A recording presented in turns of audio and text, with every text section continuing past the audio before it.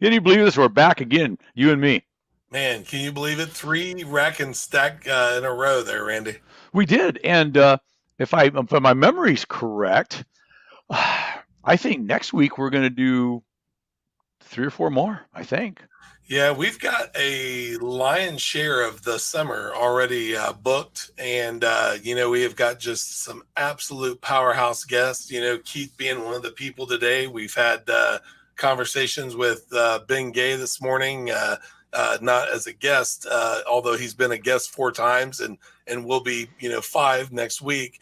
But, we were lucky enough to have Don Green from the Napoleon Hill Foundation today, and just industry leaders. And I mean, it's just been a whirlwind, Randy, and we're blessed beyond words. We are, and the beauty of this is we just get to continually, we talk about it a lot, but we actually are living the do what we love and what we do, right? I mean, it's don't We get any are, better. because there isn't anything better than the connections that you build, because at the end of the day, it's all you got. It is all you have. It is all you have, and it's all I have when I eat with you because you take all my quesadillas. You knew I was gonna. You don't give me an opening. I know. You should not do that. I'm waiting for it by every moment. It's all good. And I think the audience waits for it at this point. Well, they do. Well, it's because that was wrong. It was just wrong. And you know what the wrong part was, and I'll say it again, is I learned something from that. I don't ask you anymore. Yeah, well, I mean, again, I'm going to tell you the same answer every time. You tempt the fat guy, and you're gonna get exactly what you got. Exactly. Yeah. Right. But like I told you, there's 2 things I want to ask, right? Cake or pie or anything. You want the last piece? No. I'm not asking. I'm taking. And if there's just like that much left in the bottle of Dr. Pepper, I'm not asking. Well, see, you are always looking at it as the glass half empty. I look at it as the glass half full, Randy. I only took your quesadilla. I didn't bite your hand. Fair enough. You got it around my mouth a couple times. So I was trying to hold on. We got to look at the silver linings here. Yes, true. See, okay, you're correct. You are spot on. Well done. All right. Well, I sure nobody wants to listen to you and I anymore. So let's get Keith. Let's get somebody to know something. All right. Let's do it.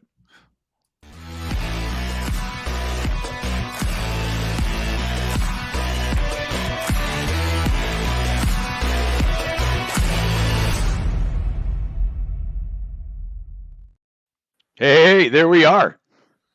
Hey, we made it. We made it all through all that. And we're still here. That's amazing technology, huh? I'm not going anywhere, Andy. Well, I know that. I saw the seatbelt. You're strapped in and ready to go, buddy. I think I'm ready for anything, but we'll find out. We'll find out in a minute. So folks, this is Keith Dietzen, and CEO and owner. I mean, like King Poobah Big Shot of Smartbuild Systems and International Steel Framing. I think I got that right. Well, also chief bill payer is what I. Oh, that's important too. Randy. Yep, that's okay too. Yeah, yep. Yeah, checks in the mail kind of guy, right? Every day. Every day. You just hope that there's more checks in the mail to you than they are going out, and then life is good, right? That's the idea. Been fighting that battle for 45 years. Yeah, exactly. It's the ongoing battle. But hey, thanks for being on. We chatted the other day for a while, and we go back quite a few years, and we chatted at a trade show. We're both in the same industry, the metal roofing, the general metal roofing industry, I guess I'll say, in post frame building industry. And we probably maybe lost touch a little bit over the years, just because busy and everything else. But I'm just really glad we reconnected, because networking is so important and so vital. It is, Randy. And I want to start out by saying, hey, thank you very much for having me on. It's always a pleasure talking with you. It's always entertaining too. Well, entertaining. People have said other words besides entertaining, but we'll go with that one. I like that. No, but you're right. We've been in this industry. We entered it about post frame is how we started. And that was about 7 years ago. And, I just, owning my own business for a lot of years, I learned a long time ago. I mean, it's just so important to connect with people. And that's one of the first things I did was network. I went around and visited with the executive director of the NFBA. I visited with a prominent engineer in the industry. I drove up to Madison. I met you at a trade show, and just establishing those relationships are just so important no matter what you do. And So yeah, I do it as much as possible. And again, I appreciate the opportunity to be here and visit with your listeners today.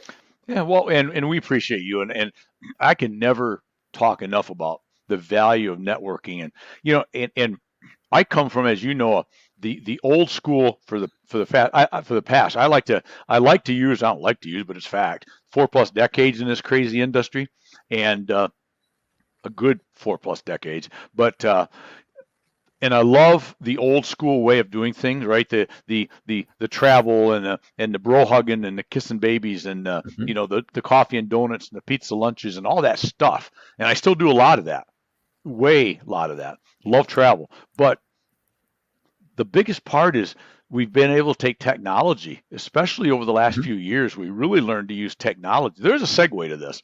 It's just not a Randy rant. Um, uh, that to better ourselves, to better our positions, and to make life easier, but also better and more productive, right? And that's the one thing that I've learned over the last few years, doing some of the things I do, and that's really a good segue into what you do, because your system, the Smart Build system, is state of the art technology for the building, post frame building. I think you do metal buildings too, obviously. I think with your Mhm. program, but That's it, correct. it Yep. so Mhm. tell us about that, because people can't be afraid of technology. They can't be afraid of using this stuff. They can't be afraid of diving in, right? So I'm going to just, I know this will be hard to believe. Wes is laughing when I say this, but I'm going to try to be quiet now and listen to you tell us about what you do. Well, no, you're right. We're a technology company, but you know what? The interesting thing, though, before I dive into that, though, is what you said is so true, and what anybody who's been in business learns that business is all about people, right? No Mhm. matter what you do, and we've developed some great technology. We're a technology company, but it always comes back to that, Randy. The people that make up our company, we're a small company. We got involved about 7 years ago in post frame. We started out with a 6-person team. The parent company, Keymark, has been around since 1975, and so we've always developed software. We got to be pretty large. We were an 80-person company at one time, and we downsized when we got into post frame. It was a 6-person company, and we've grown to 18 people. But from our end, it's that people that make up the team that are mission critical, and that's so important. But then the people that we form relationships inside the industry with have just been mission critical to getting us where we need to go, and so that's been so important. But anyway, so we did. Yeah, you're right. We started out 7 years ago in post frame. Um, we had heard that the post frame industry was really in need of software technology. There wasn't a really good solution, and so being an entrepreneur, I decided I got to check this out. Right, there might be potential. So,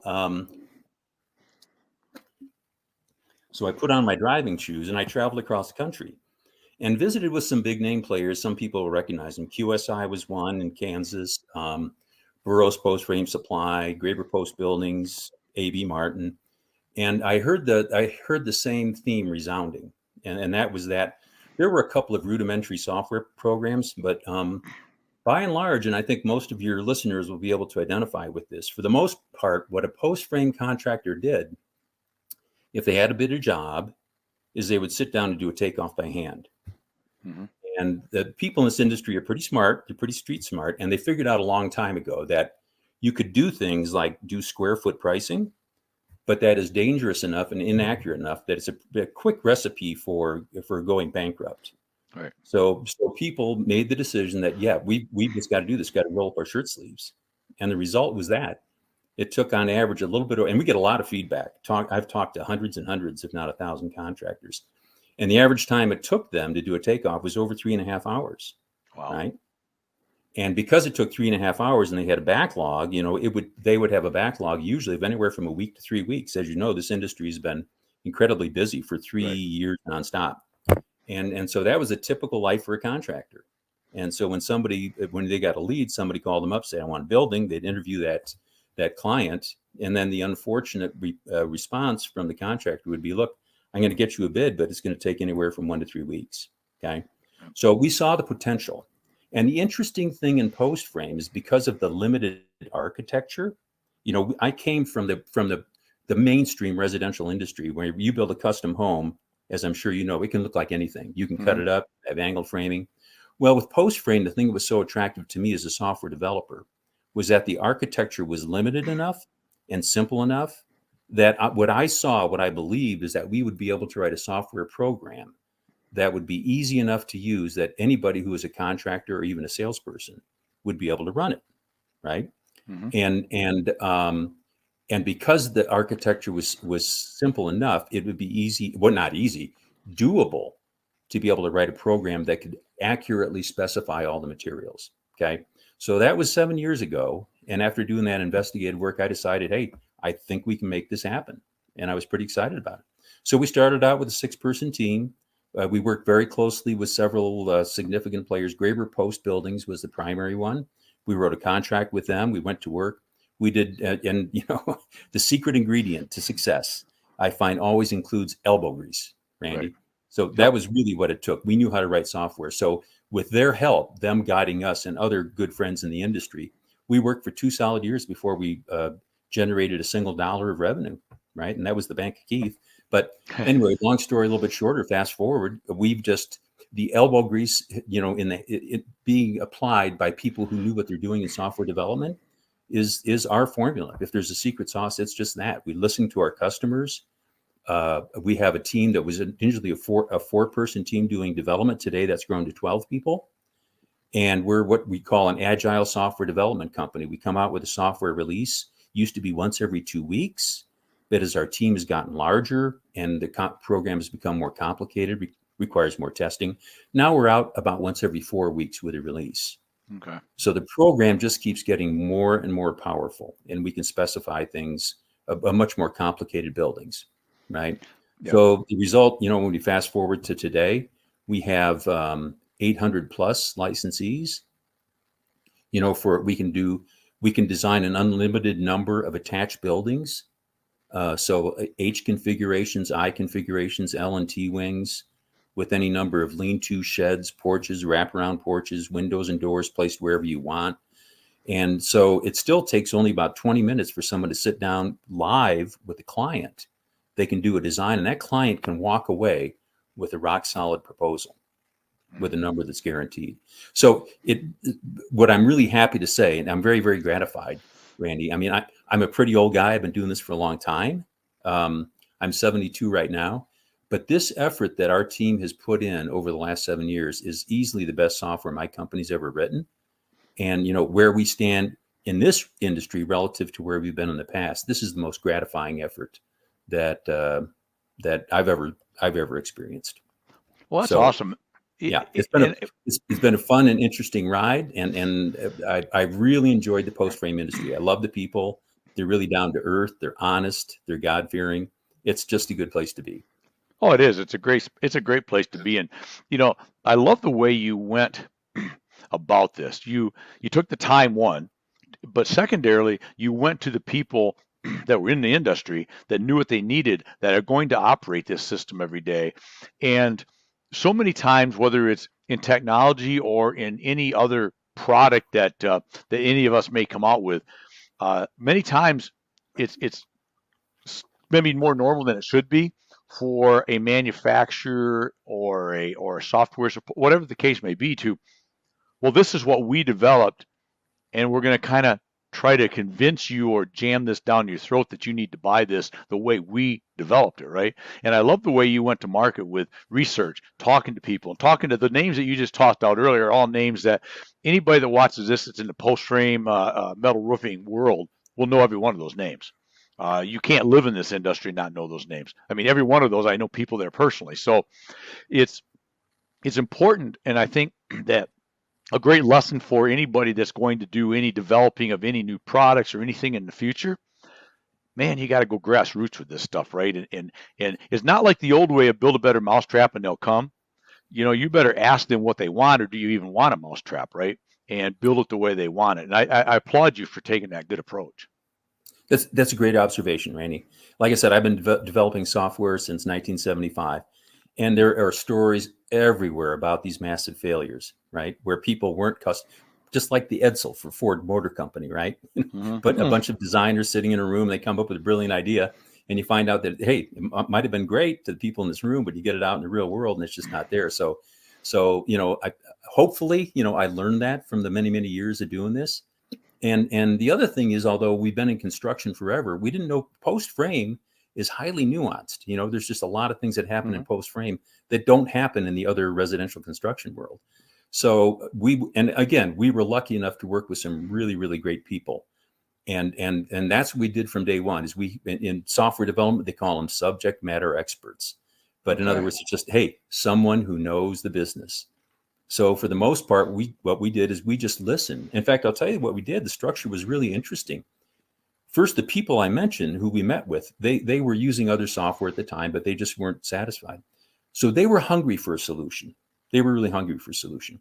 And I saw that there was a need. And so we were anxious to develop it. And we knew what we didn't know, right? We were consciously incompetent. Okay. So we knew what we didn't know. And so the deal we cut with them was, look, guys, we'll give you what you want. In one case, we actually had a written contract. But with the rest of the companies, we just said, look, let's do this. We'll schedule a regular weekly meeting. So we had like 4 or 5 meetings with individual companies, at least 1 hour. And we did it every single week for 2 years. And with one company, I think we went more like 4 years. Wow. So it was just constant feedback.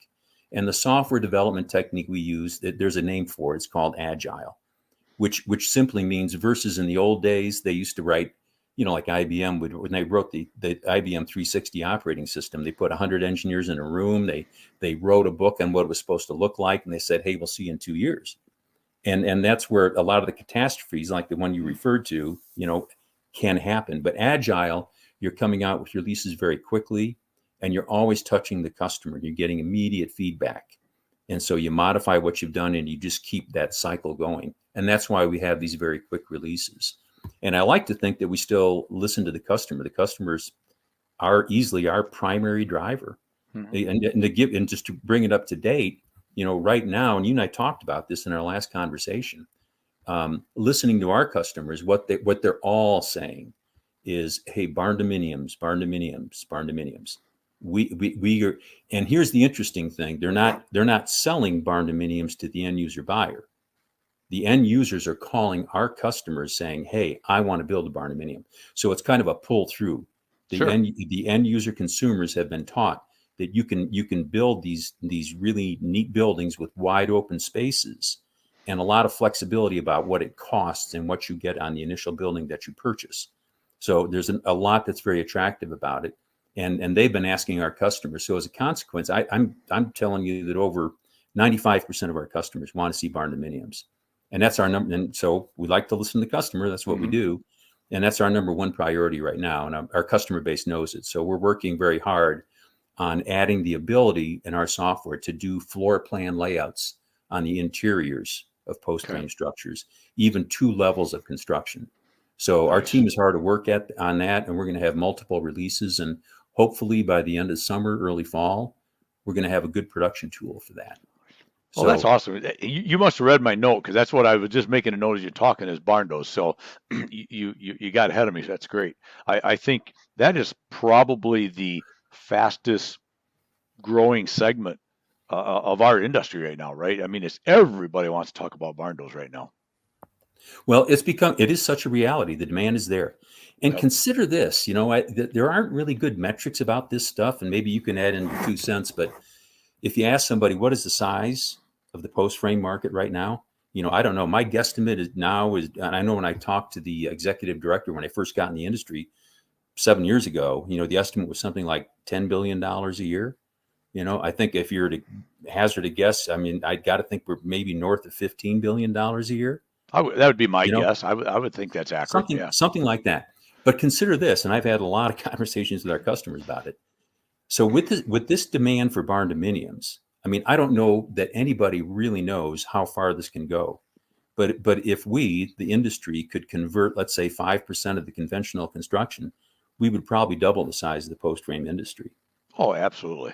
Absolutely. And if that's we do exciting. That, and think about it just from a business modeling aspect. Everybody's in a competitive business, right? And post frame is no different. But if you took the current capacity, right, The biggest problem most contractors have, I'd like to say it's a lack of good software, and that's a big one. But let's face it, good labor, getting more labor is the number one on every contractor's list. They just can't find more labor. So if you doubled the demand for post-frame construction, given the infrastructure of supply companies we have and contracting companies, think about what that does for not just potential revenue, but for potential profitability for the companies that are in this business right now. So it's very exciting when you think about that. And so we want to play that key role of getting a tool we can put in our customers' hands. Because when I talk to them now, Randy, if for them to do a takeoff and to get a price for a customer, this is the thing that people don't like. There's so much detail. Right. There's so much detail because now you're laying out a complete living space. And before, 2 years ago, 5 years ago, or even on some projects right now, it's a box. Well, that makes it pretty easy. And with our software, even if you have an L wing and a T wing and a lot of other stuff going on, it's still pretty easy.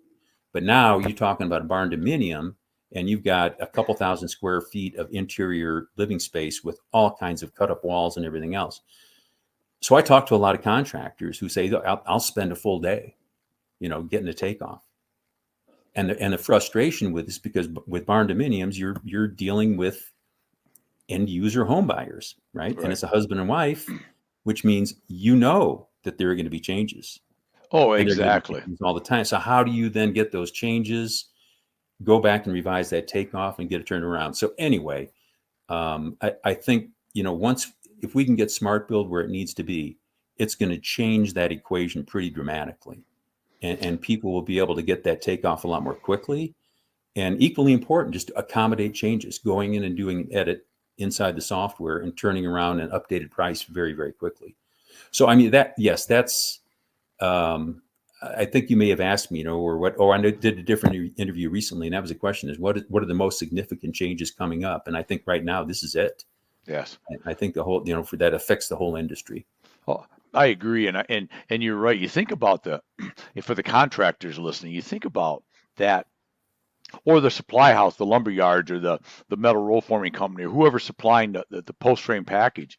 The amount of time, like you said, is one thing, but then there's changes on a typical backyard building. Well, let me add a porch. Maybe I should put a cupola. Maybe I don't want. Maybe I want transom windows. Maybe I want sky. That's one thing. But I can only imagine on a barn dominium, it could be hundreds sometimes. When you get a husband and wife setting there, well, I don't want that, but I want this. Well, cool. What about this? Can we do that? And if you're figuring all that by hand, I'm not saying you got to go back to zero, but you're going way back from where you were, and that's a whole lot more time, not only that you don't have, right, that you could be doing something else, but it's that much longer before you get to close the sale and sign this contract and get started and start ordering materials and start scheduling, right? So I feel like it can speed that whole process up and get rid of, I think the other thing, and let's talk about this, with your system, has got to put the contractor in a much better position that when he finally leaves the customer's dining room table one evening, they've signed some contracts, there should be very little question about what's going to be built, right? Versus the old way is there's always so much room for, well, that's not what I thought you said. That was not what I envisioned it to look like. Well, they're showing you what it's going to look like, and you get to sign off on that, right? Absolutely. Absolutely. I mean, if you, if you go back to the other building process in the let's say the broad mainstream residential, you're building custom home where anything goes. When you take a look, I mean, so I'm sure some of your listeners have done that. They get their dream home. They want to build a 5,000 square foot custom home, what have you, right? Right. And you think about what does it take to say, here's my idea, here's what I want. Now I'm going to go to an architect, right? And if I go through this whole cycle, the architect's going to spend a lot of time just saying, what does it even look like, right? But when do you get certain? When do you get a complete material list, a guaranteed cost? When you go through the cycle, Randy, that's a 6-month cycle. Sure. Right? And if you've ever done it, because you're going to go back and forth with the architect. If you have to get structural engineering, you'll wait until you're 75% complete on those drawings. Then you go to an engineer, right? Right. And the engineer has to go through his whole thing before it can go out to a lumber yard and a truss manufacturer and n number of other suppliers. So to go through that whole cycle, you don't really get a solid number for sometimes 6 months if you're doing a custom home design from scratch. So the whole industry talked for a long time about this concept called BIM, right? And you've heard of that, right? Building Information Modeling, BIM. And that's been promised for like 30 or 40 years. Somebody's going to write a super program where an architect can sit down and build this 3D model, and everything will automatically be generated off that one data model. And that's been talked about forever. In the commercial world, there's a program called Revit that is used. And for the federal government, they mandate the use of BIM. So that's become a little bit closer to reality. But when you look in the residential industry, that custom home I just mentioned, that is not the way it happens. An architect will usually use CAD. An engineer will completely duplicate a description to figure out his loads, design his members. And then each subcontractor, the drywall contractor, the painter, the framer, the lumberyard, the truss manufacturer will use tools. Anyway, I'm digressing pretty long, but there's an important point. And you made that point, right? When that contractor is sitting down with someone who wants a barn dominium, how do you capture that design, and how do you accurately, get all those materials so that there's a guarantee for that buyer? Well, with SmartBuild, what we're doing, ironically, in the post frame world, people look at the size and you would think there'd be great sophistication in the broad mainstream, Pulte homes, Lennar homes. But I just described the way they do things. But ironically now, with the average contractor in post frame equipped with SmartBuild, they will be able to out sophisticate, if you will, the broad mainstream residential community, because now they can sit down, and that's real BIM. Right. They'll be able to sit down with a husband and wife, lay out that floor plan, and there's going to be back and forth, but I mean in an hour or a couple of hours, they're going to be able to walk away with a set of drawings that describes their floor plan, that building, and a guaranteed price. And so hooray for post frame. That cycle, that 6 month cycle can be collapsed down to a very, very short period of time. Right. And that's which is great for post frame. It's great. Exactly. Exactly. So, well, that's pretty exciting. So, it was funny. You talked about how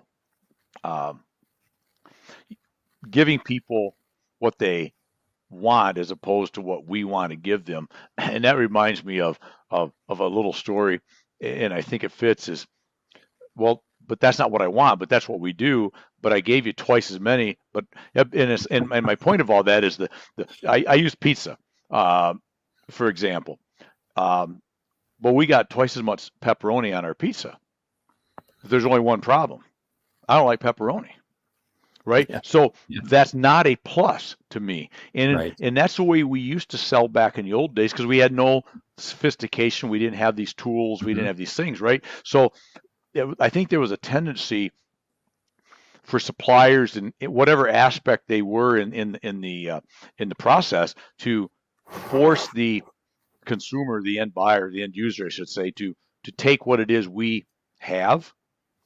But I don't want what you have. And I think in today, the sophisticated buyer, competition, everything else, if I don't like pepperoni, but I want 3 slices, and they'll give me 3 slices, then I'm going to buy it from them because I have an option, right? So you're opening up that option to so many people to get more sophisticated, because let's face it, the post-frame builder, or buyer, I should say, is way more sophisticated than they used to be. The buildings are way more than they used to be. You and I are at an age where we remember Oldsmobiles, right? And they used to have an ad.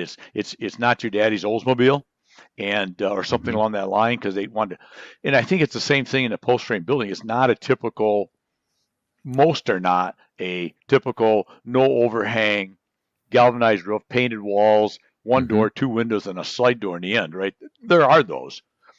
But the majority of them are fancied up, right? They're prettied up. They want all these things. And if you aren't able to give that to them as a contractor or as the supplier working with the contractor in a way that they can see it and understand it and believe it, they're going to go to the guy that uses SmartBuild that can do that, right? Yeah, there's no doubt. I mean, well, you've brought up a bunch of different concepts there. I make this observation, Randy. So when I decided to start out in this industry, my team did. The hooray for us part was just being smart enough to look at the industry and recognize, hey, there's a basic need, right? When a contractor's got to sit down and spend 3.5 hours doing a takeoff, and I know we can write a program, that was our spark of brilliance, if you will. Mm-hmm. But growing to where we are right now, and I have this repeat conversation with my customers, and the question is, hey, if you think we should be doing anything different from what we're doing, let me know. Right. But other than that, I mean, it is customer driven. It's customer listening. And so what we do whenever we do one of these releases, we do one once a month. We get consensus from our customers. We log all of the requests in our Jira system. We have a couple thousand of them, and we go by consensus, and that's how we decide what we're going to put in the next release. So this is very, very much about what you alluded to at the start of this conversation: listening to the customer, not going into the ivory tower and coming out with something nobody ever thought of. No, it's very much customer driven, and as far as I'm concerned, that is our special sauce, is just doing that. Keep on listening to what the customer wants, make the modifications that they're asking, and that's what our commitment is to our customer base. Now, having said that, the interesting thing though about technology, and to your listeners, some who might be a little afraid of it or reluctant. Mm-hmm. But first of all, you're right. I mean, I can't imagine. Can you imagine thinking going forward 5 years from now, which contractor is going to win? Right. The one who responds to his customer by saying, "Hey, thanks very much for your inquiry. I'll get back to you with a bid in 2 weeks." Or is it going to be the contractor who says, "Hey, are you busy this afternoon? I'm going to send you a link. We'll hop on together on the internet. I'll design this building for you. Now we can do what ifs." Right? We can try that shed on the side. If it's too expensive, we can shorten up the building span. We can change the color scheme. And when we're done, you got it just the way you want. I push a button, I put a whole package into your hands.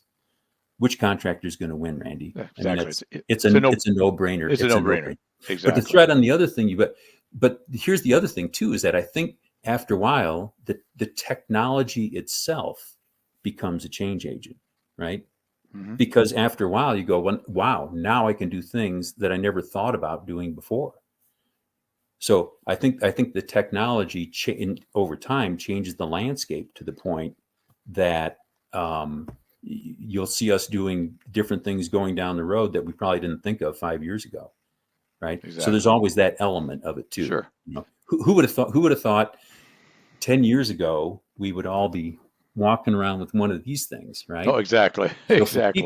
People like you and me know what a Thompson roadmap book is, and that's in the Museum of Science and Industry today. Exactly. Right now, you just tell it where you want to go, and you go. And nobody would have thought that. So that wasn't really so much customer driven, but some very smart guys figured that stuff out. Well, I remember. That's funny you bring that up, Keith, because I remember I go back far enough that I'd have my atlas. And I'd have every customer highlighted, every stop, so I could know where I was going to go. And when I'd wear it out, I'd have to set and try to piece it back together and go back through and highlight out every state and do it over and over, like a couple times a year, because I'd wear out the atlas flipping through the pages. And I remember the day I thought I was like, hit the world of high tech when I printed off MapQuest. So if I'm going to go on this trip this week or next week, let's say, right, and I'm going to see these 14 customers, let's say. Mm-hmm. I would do this MapQuest and I'd figure out my whole trip, right? And it worked great up until, but okay, I'm going to see this customer, and then I got the next map that takes me from that customer to customer B. Except when customer B couldn't see you all of a sudden until 3 days later, so then you had to go to customer, and now the whole thing didn't work. Yeah, the whole thing.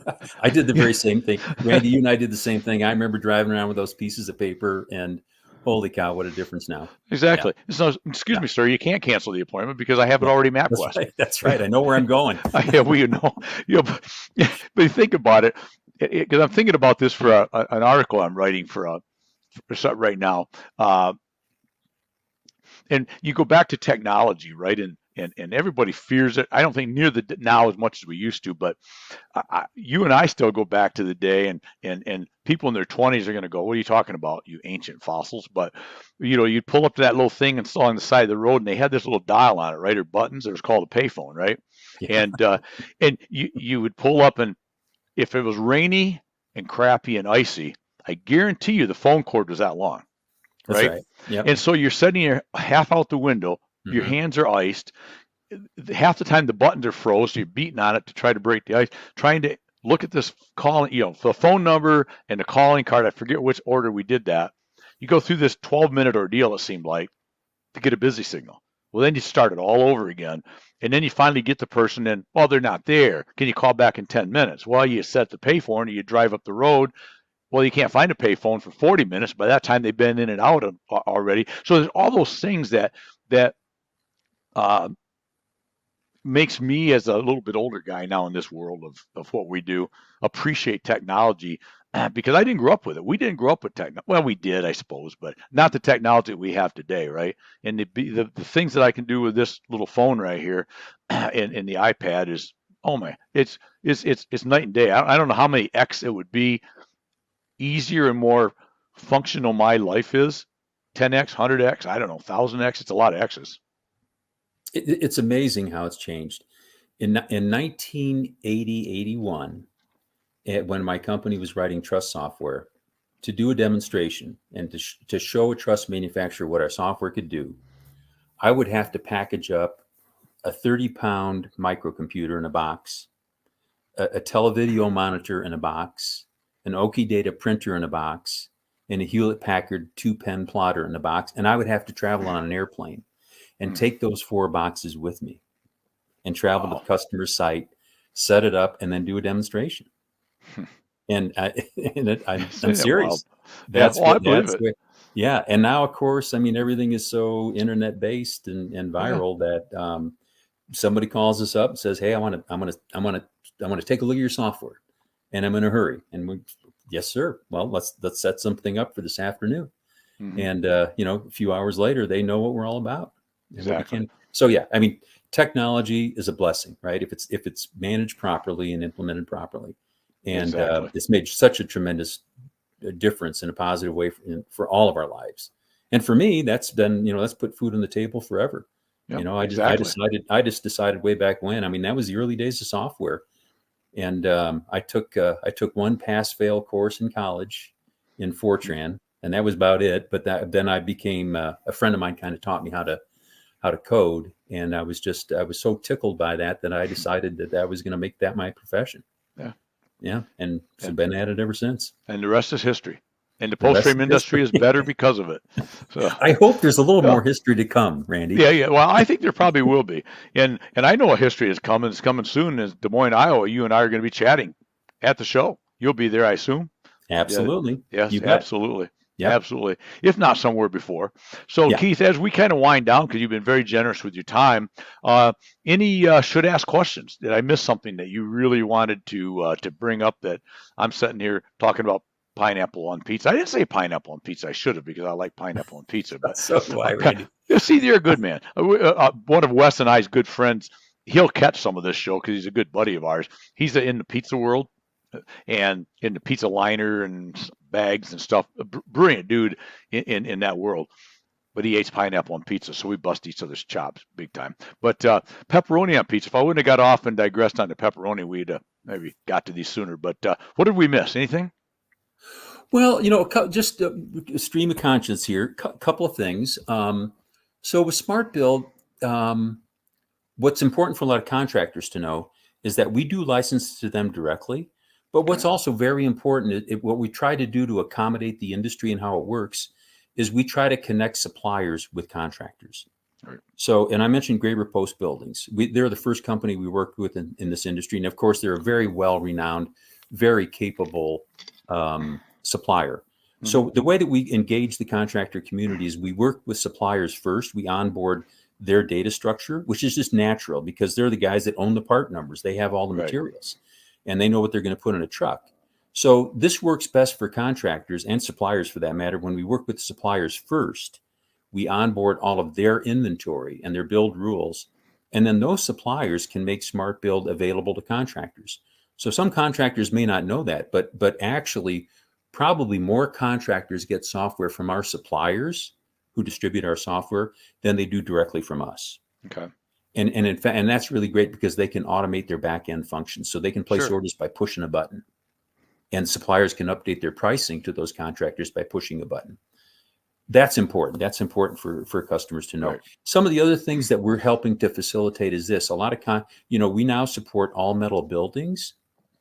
And the reason I bring that up is just this. So, I mean, there's the metal building industry, which is parallel to the wood industry, and to some extent they compete.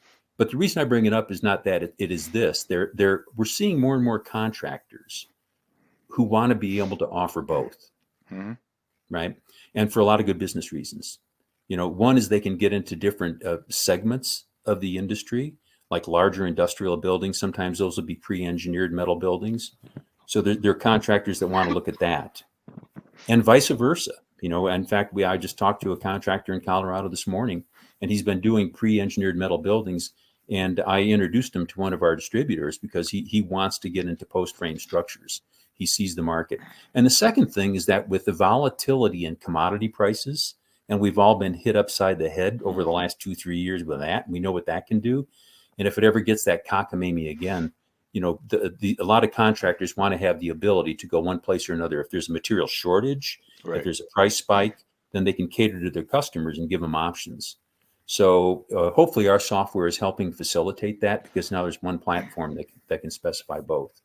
So I think that's an important development. Just get back to the barn dominiums, how important that is. And a lot of the contractors I've spoken to, they all kind of want to go there, but they also, a lot of them have enunciated how painful it is. And it's painful because it takes so long to spec everything out and to lay out those floor plans. So there's hope coming. Okay. There's hope coming from SmartBuild. That's awesome. No, I think those are some of the most important topics that I wanted to touch on. I think we did a pretty good job. I think so. I think it's right on the edge of brilliance, maybe. Well, I hope everybody agrees. I hope everybody agrees with you, Randy, as they should. As they should, because it's the truth.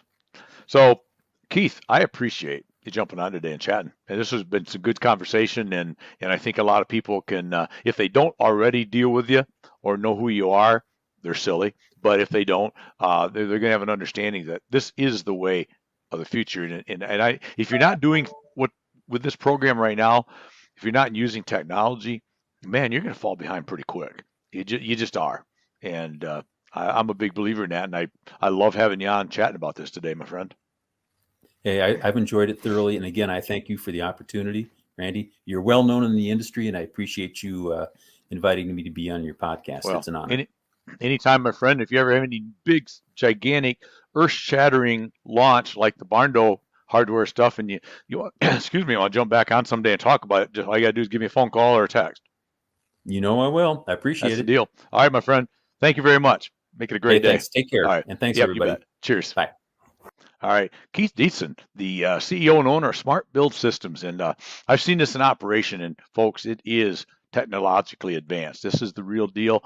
And if you're familiar with it, you know what I'm talking about. If you're not, get familiar with it. Get a hold of Keith. He's a great guy, and I've known him for years, and you'll enjoy working with this program. So that's it for today. Another great episode of Building Wins Live. We'd love to have you on here. We appreciate you, our audience, whether you watch us here on the vlog, the video podcast version, or if you watch us on Mondays, we release the audio version via, I don't know, they're on a bunch of them, Spotify and Apple and all over the place. So either way, whatever you do, watch them, catch us, listen, enjoy. Give us any ideas. I haven't asked this question in a while, but if there's anybody or any type of person that you would like us to talk to and interview and chat about that you go, geez, I wish they'd talk to somebody about this, let me know. Let us or I know. If you have something to bring to the table that you'd like to chat about, we'd love to do that too. We're always looking for guests. We're blessed to have had some great guests in the past, and we're booked. I think we're into August right now, but we just got them coming every day, every week. So until then, remember, live it, love it, own it. Love what you do and do what you love, and make today your best day ever. Till tomorrow. Let's go. Cheers.